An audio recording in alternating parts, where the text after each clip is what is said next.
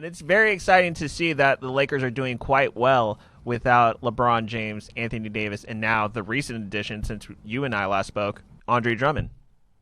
Yeah, which is he's not playing right now, right? He's still out with his toe. Correct. Oh, okay, yeah. So yeah, I mean, from what the last couple of games too, they've been playing. Well, I mean, I pretend like the Clipper game never happened because I just knew that was going to happen. Did you watch the Clipper game? Yeah, I worked it. I worked it at AM 570. Oh, you're rooting for them now? I'm kidding.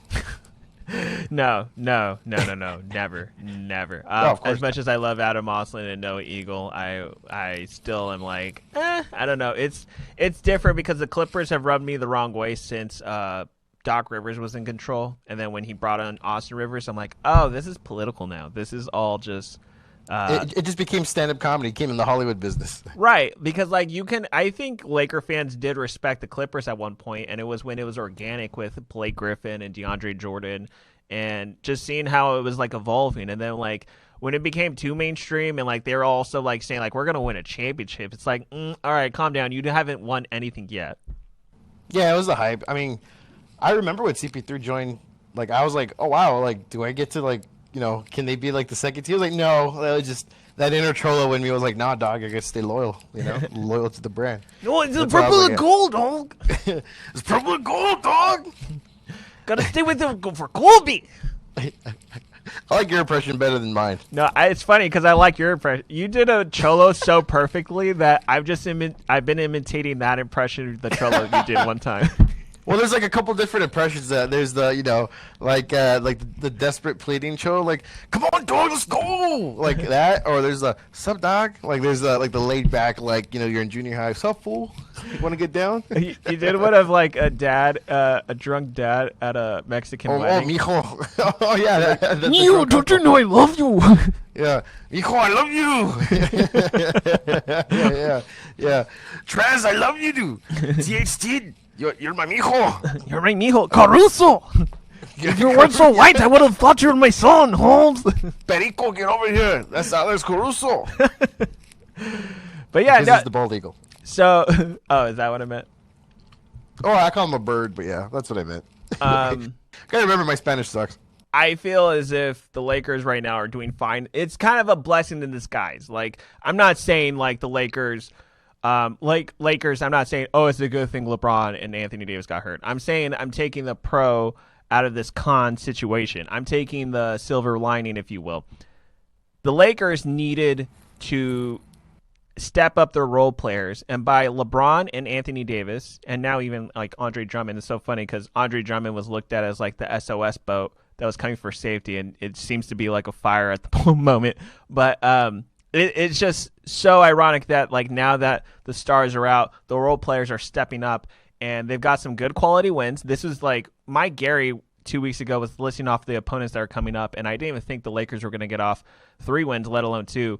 But now that they're going to get 4 wins, this is a great place for the Lakers to still be in the middle of the playoff seeding. They don't got to worry about the play-in tournament. This is good territory for the Lakers to be in right now. Yeah, I'm down. I'm all for it. As we said in the beginning of the season with Mr. Harrison Fagan, cruise. Just keep cruising as long as you stay in this position where they're at.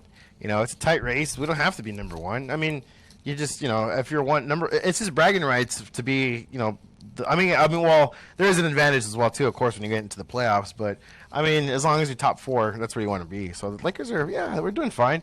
It does kind of bother me that we're not winning as much. I kind of get all right, guys, let's kind of get it together. But I don't know. How do you feel? You still feel we'll be fine? Yeah, and it's just it all comes down to what the seeding will look like when it's all said and done, because I want to say there's at least 20 games left in the season. We're got 1 month and then 9 games left in May. But the Lakers right now, if the playoffs were to start today, the Lakers would be currently the 5th seed. They're only half a game in back of Denver, and they're about a game and a half in back of the Clippers. So if the Lakers were to play in the first round, they would be playing the Denver Nuggets.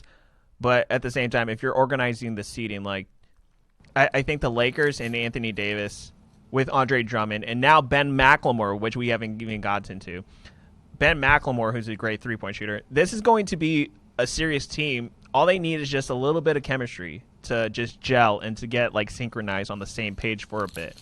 Yeah, I was reading his stats because I'm not too familiar with him, and I mean I know who he was, but I just never really paid attention. But he shot more than Kuzma, or he shoots more than Kuzma, I should say, or at least he averages. So the dude's not afraid to take the three if needed. So clearly that's obvious reason why we got him. Yeah, and I remember Ben McLemore. Like I know him from the Houston like last year in the playoffs. I remember him like during small ball. But what I most know Ben McLemore for was the guy that took over Marcus Thornton's job in Sacramento. Like he was a rookie.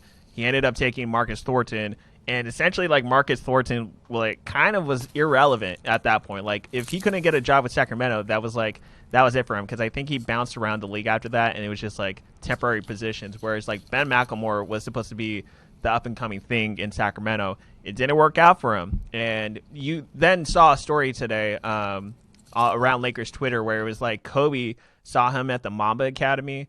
And then Kobe was like, "Oh, stay ready." He goes like, "Stay ready. Like I know you're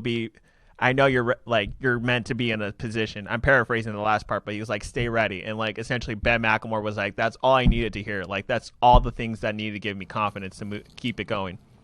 You know, I thought you were going to say in the beginning that the one thing that you remember with McLemore was the song "Thrift Shop." I thought you were going to go with a joke there, but never mind.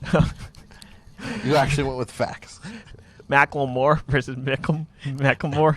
You see, you get it? Okay, Waka Waka. All right, that was it. I'll be here all night, folks. The comedy stages are still closed. No, they'll be opening soon. Tarzana, free Blockbuster, Mike, on Mondays. Bring a movie. Oh, yeah, because that's where comedy's at. Bomb and get a free DVD. But yeah, no, Ben McLemore is looking good. He obviously didn't work out with Houston because they bought him out. But like last year when it was a small buy idea, it was something that like actually catered to him with the playing minutes that he had because they spread the floor. It was him, Eric Gordon, James Harden, of course. And I think with the Lakers, like if LeBron and Anthony Davis come back to the lineup, they're going to need someone to spread the floor, and Ben McLemore, if he can hit the threes, should be ready.